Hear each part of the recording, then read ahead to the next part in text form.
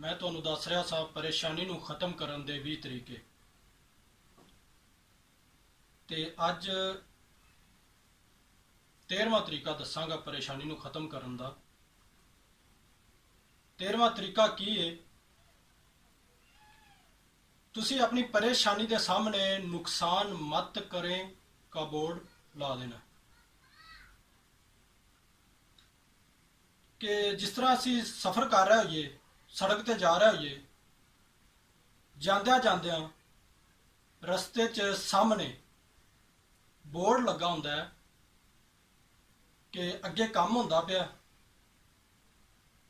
ते इत्थे रुक जा, कोई होर रस्ता जिहड़ा ना वो लभो, किसी होर रस्ते वल जाओ, क्योंकि अगे नहीं जा सकते तुसी, क्योंकि अगे सड़क का काम होंदा पिया, सड़क नवीं बनती पई, इत्थों तक रस्ता हैगा सी ते इस तो अगे तुसी नहीं जा सकते। इस तरह ही जदों परेशानी तुहानू आवे उनके सामने बोर्ड रख दो कि खबरदार इदों अगे नहीं आना। अगर तुसी कोई काम भी लगे होए जे ना, तुहानू याद नहीं रहा कि यह बोर्ड मैं सामने परेशानी ते रखना है, तो तुसी अपने काम च लगे हुए जे ते काम करद्या करद्या तुहानू महसूस होंदा है कि परेशानी बड़ी स्पीड नाल तुहाडे वल आ रही है, तो फिर तुसी यकदम जल्दी उठ के काम नू उत्थे छड्ड दिया जे, जल्दी नाल उठ के उठद्या नाल तुसी बोर्ड परेशानी के सामने लाना है कि इत्थे रुक जा, यह बोर्ड लगा हाल कि अगे नुकसान नहीं करना, क्योंकि अगे मैं काम कर रहा। परेशानी जड़ी एक इंसानी जिंदगी का हिस्सा है।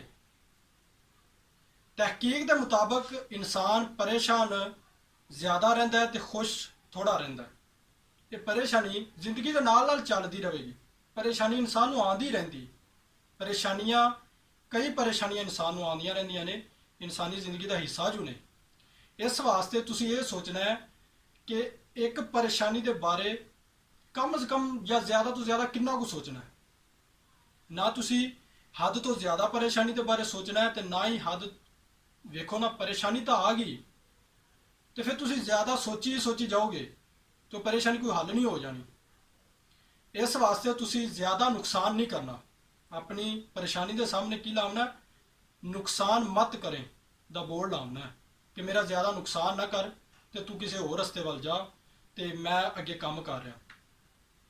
परेशानी का 14वां तरीका, परेशानी नूं हल करने का 14वां तरीका की है कि तुसी परेशानी नूं अपने उत्ते सवार नहीं होवन देना, तुसी खुद परेशानी ते सवार हो जाना।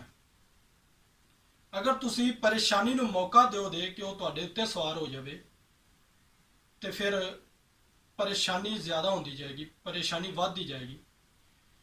जिस तरह तुसी सुनिया होगा कि रस्ते दे विचों रस्ते निकलते हैं, रावां चों राह निकलते हैं, इवें सुनिया ना। ये परेशानी पुल का एक काम करती है। जिवें पुल दरिया तो तुसी गुजरे हो, एक पुल क्रॉस करो तो अगे दूसरी, दूसरी क्रॉस करोगे तीसरी, किसी वड्डियां नहरों तो तुसी कदी लंघे हो तो एक पुल लंघो तो अगे दूसरी आ जाती। इस तरह ही ये परेशानियां पुल का काम करदियां ने, रस्ते चों रस्ते निकलते हैं। जिमें एक स्टूडेंट होवे, वो सुबह सवेरे सवेरे परेशान हो जाए, सोचे कि मैं जी अगर लेट हो गया, स्कूल लेट पहुंचा तो मैं पर्चे च नहीं बह सकता, मैं इम्तिहान च नहीं बह सकता, मैं टेस्ट च नहीं बह सकता। अगर टेस्ट च ना बैठा, इम्तिहान च ना बैठा तो मैं फेल हो जावांगा, फेल हो गया तो मैंने नौकरी नहीं लभेगी, नौकरी ना लभी तो मेरी शादी नहीं होगी, शादी ना हुई तो बच्चे नहीं होंगे। वेखो परेशानी थोड़ी जी है, सिर्फ सुबह की लै किन्नी दूर गया। ये पढ़ाई दे ते बच्चों के दरम्यान च वेखो वक्फा किन्ना है। तकरीबन जितों तक मेरी सोच काम करती, कम से कम चलो 10वीं च भी पढ़ता होया तो 10 तो 12 साल तो या 14 साल तो बच्चों के दरम्यान च पढ़ाई के दरम्यान च लग जाएंगे ना। परेशानी अज सवेर दी है, लै गया 10 साल तक कि 10 सालों मेरे बच्चे नहीं होते, जे मैं फेल हो गया, नौकरी ना मिली, शादी ना हुई तो बच्चे नहीं पैदा हो। इस तरह ही जिवें यह परेशानी छोटी जी सी, उहदे नाल होर रल गई, रलद्यां रलद्यां परेशानी वड्डी बना बैठा। ਜਿਹੜਾ ਸਟੂਡੈਂਟ ਸੀ। ਐਵੇਂ ਅਗਰ ਤੁਸੀਂ ਇੱਕ ਰੱਸਾ ਲੈ ਲਓ, ਛੋਟਾ ਹੈ, ਕਿਤੇ ਤੁਸੀਂ ਅਗਰ ਉਹਨੂੰ ਬੰਨਣਾ ਹੈ ਤੇ ਉਹ ਛੋਟਾ ਹੈ, ਉਹਦੇ ਨਾਲ ਅਗਰ ਛੋਟਾ ਜਿਹਾ ਹੋਰ ਬੰਨ ਦਿਓ, ਉਸ ਤੋਂ ਲੰਮਾ ਹੋ ਜਾਏਗਾ। ਅਗਰ ਉਹਦੇ ਨਾਲ ਛੋਟਾ ਜਿਹਾ ਹੋਰ ਬੰਨ ਦਿੱਤਾ ਜਾਵੇ, ਉਸ ਤੋਂ ਲੰਮਾ ਹੋ ਜਾਏਗਾ। ਐਵੇਂ ਕਰਦਿਆਂ ਕਰਦਾ ਅਗਰ 4-5 ਉਹਦੇ ਨਾਲ ਰੱਸੇ ਬੰਨ ਦਿਓ, ਤਾਂ ਕਿੱਡਾ ਲੰਮਾ ਰੱਸਾ ਹੋ ਜਾਏਗਾ। ਪਰੇਸ਼ਾਨੀਆਂ ਅਗਰ ਇੱਕ ਨਾਲ ਇੱਕ ਜੁੜਦੀ ਜਾਏਗੀ, ਉਹ ਲੰਮੀਆਂ ਹੁੰਦੀਆਂ ਜਾਂਦੀਆਂ, ਪਰੇਸ਼ਾਨੀਆਂ ਵੱਡੀਆਂ ਹੁੰਦੀਆਂ ਜਾਂਦੀਆਂ, ਉਹ ਤੁਹਾਡੇ ਉੱਤੇ ਸਵਾਰ ਹੁੰਦੀਆਂ ਜਾਂਦੀਆਂ, ਤੁਸੀਂ ਨਾਕਾਮ ਹੁੰਦੇ ਜਾਓਗੇ, ਤੁਸੀਂ ਥੱਲੇ ਦੱਬਦੇ ਜਾਓਗੇ, ਤੁਸੀਂ ਥੱਲੇ ਆਉਂਦੇ ਜਾਓਗੇ। ਇਸ ਵਾਸਤੇ ਪਰੇਸ਼ਾਨੀ ਨੂੰ ਆਪਣੇ ਉੱਤੇ ਸਵਾਰ ਨਹੀਂ ਕਰਨਾ, ਤੁਸੀਂ ਖੁਦ ਪਰੇਸ਼ਾਨੀ ਤੇ ਸਵਾਰ ਹੋਣਾ ਹੈ ਕਿ ਪਰੇਸ਼ਾਨੀ ਆ ਗਈ, ਠੀਕ ਹੈ ਆ ਗਈ, ਪਰ ਇਹਦਾ ਹੱਲ ਕੱਢਣਾ ਹੁਣ। ਇਹਦੇ ਉੱਤੇ ਅਸੀਂ ਸਵਾਰ ਹੋਣਾ ਹੈ, ਇਹਦਾ ਹੱਲ ਕੱਢਣਾ ਹੈ ਕਿ ਇਹਦਾ ਹੱਲ ਕੀ ਹੈ, ਨਾ ਕਿ ਪਰੇਸ਼ਾਨ ਹੋ ਜਾਣਾ ਹੈ। ਪਰੇਸ਼ਾਨੀ ਨੂੰ ਖਤਮ ਕਰਨਾ ਹੈ ਤੇ ਤੁਸੀਂ ਪਰੇਸ਼ਾਨੀ ਨੂੰ ਆਪਣੇ ਉੱਤੇ ਸਵਾਰ ਨਹੀਂ ਹੋਣ ਦੇਣਾ। ਨੰਬਰ 15, ਦੂਸਰਿਆਂ ਨੂੰ ਤੁਸੀਂ ਖੁਸ਼ ਰੱਖਣਾ ਹੈ। ਹਮਸਾਇਆਂ ਨੂੰ, ਆਂਢੀਆਂ ਗੁਆਂਢੀਆਂ ਨੂੰ, ਮਹੱਲੇ ਵਾਲਿਆਂ ਨੂੰ, ਪਿੰਡ ਵਾਲਿਆਂ ਨੂੰ, ਰਿਸ਼ਤੇਦਾਰਾਂ ਨੂੰ ਜਦੋਂ ਤੁਸੀਂ ਖੁਸ਼ ਰੱਖੋਗੇ ਨਾ, ਤੁਸੀਂ ਖੁਦ ਵੀ ਖੁਸ਼ ਰਹੋਗੇ। ਅਸੀਂ ਮਹੱਲੇ ਵਾਲਿਆਂ ਨੂੰ ਜਾਂ ਪਿੰਡ ਵਾਲਿਆਂ ਨੂੰ ਜਾਂ ਇਲਾਕੇ ਵਾਲਿਆਂ ਨੂੰ, ਰਿਸ਼ਤੇਦਾਰਾਂ ਨੂੰ ਖੁਸ਼ ਕੀ ਕਰਨਾ ਹੈ? ਅਸੀਂ ਆਪਣੇ ਘਰ ਵਾਲਿਆਂ ਨੂੰ ਖੁਸ਼ ਨਹੀਂ ਕਰ ਸਕਦੇ। ਸਵੇਰ ਦਾ ਟਾਈਮ ਹੁੰਦਾ ਹੈ, ਸਵੇਰ ਸੂਰਜ ਚੜ੍ਹਦਿਆਂ ਹੀ, ਖਾਣਾ ਖਾਂਦਿਆਂ ਅਸੀਂ ਡਿਊਟੀ ਤੇ ਚਲੇ ਜਾਂਦੇ ਹਾਂ, ਕੰਮ ਤੇ ਚਲੇ ਜਾਂਦੇ ਹਾਂ, ਸਾਰਾ ਦਿਨ ਸਾਡਾ ਉੱਥੇ ਗੁਜ਼ਰ ਜਾਂਦਾ ਹੈ। ਅਗਰ ਅਸੀਂ ਸ਼ਾਮ ਨੂੰ 9-10 ਵਜੇ ਘਰ ਆਣੇ ਹੀ ਆ ਤੇ ਕੀ ਕਰਨੇ ਆ? ਖਾਣਾ ਖਾ ਲੈਂਦੇ ਆ ਤੇ ਕੋਈ ਟੀਵੀ ਲਾ ਕੇ ਬਹਿ ਜਾਂਦਾ ਹੈ, ਕੋਈ ਆਦਾ ਮੋਬਾਈਲ ਫੜ ਕੇ ਬਹਿ ਜਾਂਦਾ ਹੈ, ਕੋਈ ਮੋਬਾਈਲ ਤੇ ਲੱਗਾ ਹੋਇਆ, ਕੋਈ ਟੀਵੀ 'ਚ ਮਸਰੂਫ ਹੈ। ਯਾਰ ਸਾਰੇ ਦਿਨ ਪਿੱਛੋਂ ਤੁਸੀਂ ਘਰ ਆਏ ਜੇ, ਸਵੇਰ ਦੇ ਗਏ, ਸੂਰਜ ਚੜ੍ਹਨ ਤੋਂ ਪਹਿਲੇ ਦੇ ਗਏ, ਤੁਸੀਂ ਰਾਤ 9-10 ਵਜੇ ਘਰ ਆਏ ਜੇ, ਸਾਰਾ ਦਿਨ ਤੁਸੀਂ ਬਾਹਰ ਆਏ ਜੇ। ਅਗਰ ਘਰ ਆ ਗਿਆ ਜੇ ਤੇ ਮੋਬਾਈਲ ਨੂੰ ਆਫ ਕਰ ਦਿਓ, ਟੀਵੀ ਨੂੰ ਆਫ ਕਰ ਦਿਓ ਤੇ ਕੁਝ ਘਰ ਵਾਲਿਆਂ ਨਾਲ ਬਹਿ ਕੇ ਕੋਈ 2-4 ਗੱਲਾਂ ਕਰ ਲਓ, ਕੋਈ ਪਿਆਰ ਦੀਆਂ, ਮੁਹੱਬਤ ਦੀਆਂ, ਰਿਸ਼ਤੇਦਾਰੀ ਦੀਆਂ, ਆਮਨ ਜਾਮਨ ਦੀਆਂ, ਕੋਈ ਦੁੱਖ ਦੀਆਂ, ਸੁੱਖ ਦੀਆਂ। ਅਸੀਂ ਜੀ ਖੁਦਾ ਔਰ ਮੁਹੱਬਤ ਡਰਾਮਾ ਵੇਖ ਰਹੇ ਹਾਂ, ਅਸੀਂ ਅਤਗਲ ਗਾਜ਼ੀ ਡਰਾਮਾ ਵੇਖ ਰਹੇ ਹਾਂ। ਮੈਂ ਜੀ ਮੋਬਾਈਲ ਤੇ ਤੂੰ ਕੀ ਕਰ ਰਿਹਾ? ਮੈਂ ਪਬਜੀ ਗੇਮ ਖੇਡਣਾ। ਬਸ ਇਹ ਕੰਮ ਇੱਕ ਜ਼ਿੰਦਗੀ ਦਾ ਮਕਸਦ ਰਹਿ ਗਿਆ। ਜਦੋਂ ਅਸੀਂ ਇਹਨਾਂ ਮਕਸਦਾਂ ਦੇ ਵਿੱਚ ਵੜੇ ਆ ਨਾ, ਉਦੋਂ ਤੋਂ ਲਾ ਕੇ ਅਸੀਂ ਪਰੇਸ਼ਾਨ ਹੋ ਗਏ। ਖੁਸ਼ੀ ਤਾਂ ਸਾਡੇ ਤੋਂ ਕੁਛ ਦੂਰ ਹੀ ਚਲੀ ਗਈ, ਕਾਫੀ ਦੂਰ ਹੀ ਚਲੀ ਗਈ। ਪਰੇਸ਼ਾਨੀਆਂ ਸਾਡੇ ਇਰਦ ਗਿਰਦ ਚਾਰ ਚਫੇਰੇ ਪੁਆਲੀਆਂ ਲੈਂਦੀਆਂ ਫਿਰਦੀਆਂ, ਬੁਲਾਵੇਂ ਲੈ ਲੈ ਕੇ ਆਉਂਦੀਆਂ ਵੀ। ਕਿਉਂ? ਕਿ ਅਸੀਂ ਜ਼ਿੰਦਗੀ ਦਾ ਮਕਸਦ ਹੀ ਕੁਛ ਹੋਰ ਬਣਾ ਲਿਆ। ਟੀਵੀ ਨੂੰ, ਮੋਬਾਈਲ ਨੂੰ, ਠੀਕ ਹੈ ਮੋਬਾਈਲ ਇੱਕ ਬਜ਼ਾਤੇ ਖੁਦ ਚੀਜ਼ ਬੁਰੀ ਨਹੀਂ, ਬਾਕੀ ਇਹਦਾ ਇਸਤੇਮਾਲ ਬੁਰਾ ਹੈ, ਤੁਸੀਂ ਇਹਨੂੰ ਵੀ ਇਸਤੇਮਾਲ ਕਰੋ। ਬਾਕੀ ਅਗਰ ਤੁਸੀਂ ਜਦੋਂ ਘਰ ਆ ਗਏ ਜੇ, ਉਸ ਟਾਈਮ ਤੁਸੀਂ ਇਹਨੂੰ ਆਫ ਕਰ ਦਿਓ, ਮੋਬਾਈਲ ਨੂੰ ਬੰਦ ਕਰਕੇ ਰੱਖ ਦਿਓ। ਕੁਛ ਦੇ ਤੁਸੀਂ ਭੈਣ ਭਰਾਵਾਂ 'ਚ ਬੈਠੇ ਜੇ, ਔਲਾਦ 'ਚ ਬੈਠੇ ਜੇ, ਮਾਂ ਪਿਓ 'ਚ ਦਰਮਿਆਨ ਬੈਠੇ ਹੋਏ ਜੇ, ਤੇ ਤੁਸੀਂ ਕੋਈ ਗੱਲਾਂ ਕਰੋ ਪਿਆਰ ਮੁਹੱਬਤ ਦੀਆਂ, ਰਿਸ਼ਤੇਦਾਰਾਂ ਦੀਆਂ। ਜਦੋਂ ਤੁਸੀਂ ਘਰ ਵਾਲਿਆਂ ਨਾਲ ਖੁਸ਼ੀ ਦੀਆਂ ਗੱਲਾਂ ਕਰੋਗੇ, ਘਰ ਵਾਲੇ ਖੁਸ਼ ਹੋਣਗੇ, ਤੁਸੀਂ ਖੁਦ ਖੁਸ਼ ਹੋ ਜਾਓਗੇ। ਇਸ ਵਾਸਤੇ ਤੁਸੀਂ ਆਪਣੇ ਇਰਦ ਗਿਰਦ ਵਾਲਿਆਂ ਨੂੰ, ਦੂਸਰਿਆਂ ਨੂੰ ਔਰ ਘਰ ਵਾਲਿਆਂ ਨੂੰ, ਰਿਸ਼ਤੇਦਾਰਾਂ ਨੂੰ ਖੁਸ਼ ਰੱਖੋ ਤੇ ਖੁਸ਼ੀ ਤੁਹਾਨੂੰ ਮਿਲੇਗੀ, ਪਰੇਸ਼ਾਨੀ ਦੂਰ ਹੋ ਜਾਏਗੀ। ਪਰੇਸ਼ਾਨੀ ਨੂੰ ਖਤਮ ਕਰਨ ਦਾ 15ਵਾਂ ਤਰੀਕਾ ਹੈ ਕਿ ਦੂਸਰਿਆਂ ਨੂੰ ਖੁਸ਼ ਰੱਖੋ। 16ਵਾਂ ਤਰੀਕਾ ਪਰੇਸ਼ਾਨੀ ਨੂੰ ਖਤਮ ਕਰਨ ਦਾ ਉਹ ਕੀ ਹੈ? ਪਰੇਸ਼ਾਨੀ ਨੂੰ ਖਤਮ ਕਰਨ ਦਾ 16ਵਾਂ ਤਰੀਕਾ ਹੈ ਕਿ ਤੁਸੀਂ ਹਰ ਮਸਲੇ ਨੂੰ ਅੱਛਾ ਸੋਚਣਾ ਸ਼ੁਰੂ ਕਰ ਦਿਓ, ਅੱਛੇ ਅੰਦਾਜ਼ ਨਾਲ, ਅੱਛੇ ਤਰੀਕੇ ਨਾਲ ਵੇਖਣਾ ਸ਼ੁਰੂ ਕਰ ਦਿਓ, ਪਰੇਸ਼ਾਨੀ ਖਤਮ ਹੋ ਜਾਏਗੀ। ਖੁਦ ਬਖੁਦ ਹੀ ਬੜੀਆਂ ਪਰੇਸ਼ਾਨੀਆਂ ਖਤਮ ਹੋ ਜਾਂਦੀਆਂ ਅਗਰ ਤੁਸੀਂ ਹਰ ਪਰੇਸ਼ਾਨੀ ਨੂੰ ਅੱਛੇ ਤਰੀਕੇ ਨਾਲ ਵੇਖਣ ਲੱਗ ਪਏ। ਅੱਛੇ ਤਰੀਕੇ ਨਾਲ ਕਿਵੇਂ ਵੇਖਣਾ?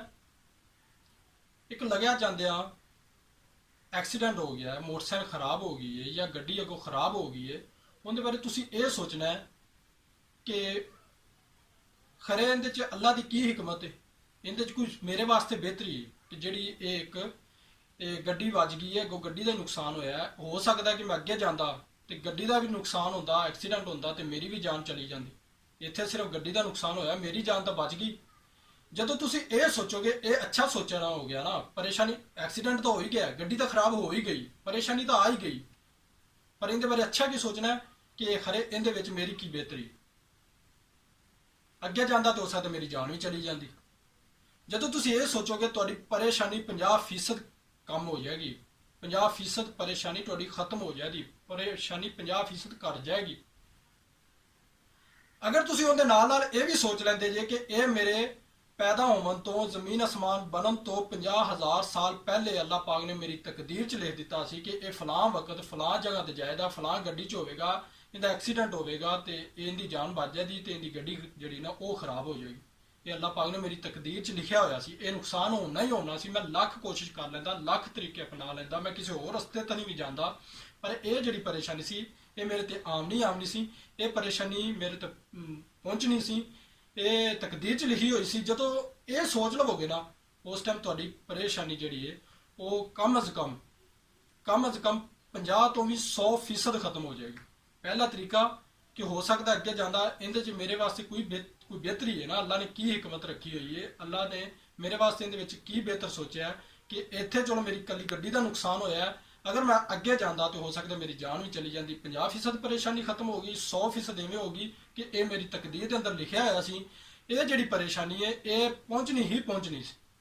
ਅੱਲਾਹ ਪਾਕ ਨੇ ਜਿਹੜੀ ਤਕਦੀਰ ਲਿਖ ਦਿੱਤੀ ਹੈ ਨਾ, ਤਕਦੀਰ ਦੇ ਵਿੱਚ ਚਾਹੇ ਕੋਈ ਨੁਕਸਾਨ ਲਿਖਿਆ ਹੋਇਆ ਚਾਹੇ ਕੋਈ ਫਾਇਦਾ ਲਿਖਿਆ ਹੋਇਆ, ਜੋ ਵੀ ਲਿਖਿਆ ਹੈ ਉਹ ਤੁਹਾਨੂੰ ਪਹੁੰਚ ਕੇ ਰਹੇਗਾ। ਜਿਹੜੇ ਵਕਤ ਲਿਖਿਆ ਹੈ ਉਸ ਵਕਤ ਪਹੁੰਚ ਕੇ ਰਹੇਗਾ।